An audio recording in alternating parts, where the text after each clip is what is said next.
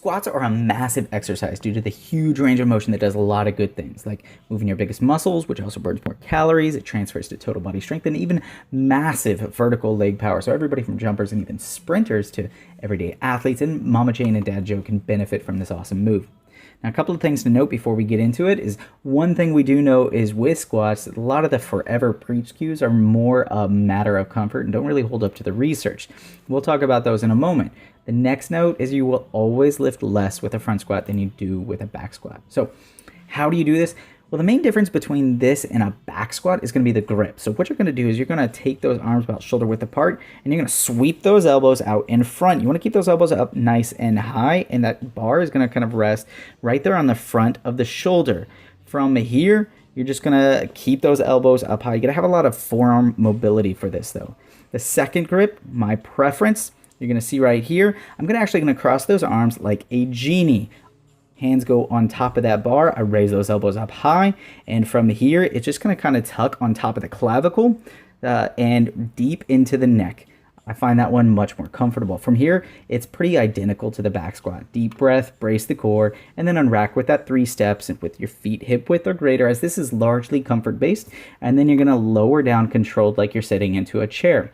You could either go ass to grass or you can stop it parallel. Again, this is largely comfort-based.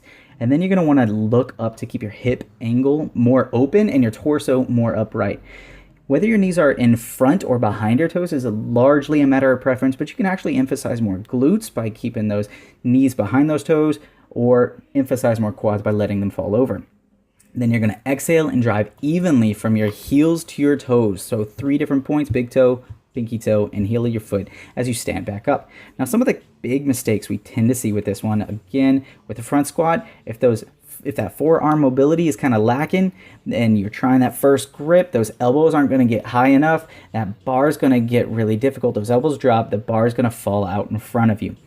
The next mistake is going to be limited ankle mobility, and that means that your heels are going to be popping up. Now, you can take a quick fix by tucking some plates underneath your heels, like little 2.5-pound plates, and that's a short-term fix, but a long-term, you're looking at doing some ankle mobs to get some of that mobility back.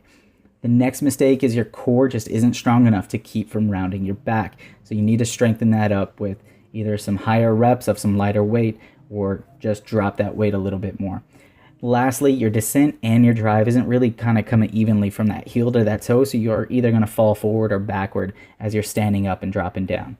Now, why do you want to do this over the back squat? Well, both squat variations rock the glutes, the hammies equally. The front squat reigns near queen with the quad work, but the back squat is a little bit better on that. However, the front squat is phenomenal for engaging core strength, and perhaps the best reason to use it may be due to the more upright spine we talked about. You can maintain with a front load, leading to those with butt wink and those with low back issues to perhaps resolve those issues. So really, really nice. If you want all of these benefits without the added core work and core limitations, you might want to consider the Smith machine squats, as they tend to correlate to a lot of the same benefits. Otherwise, rock your socks off with the front squats.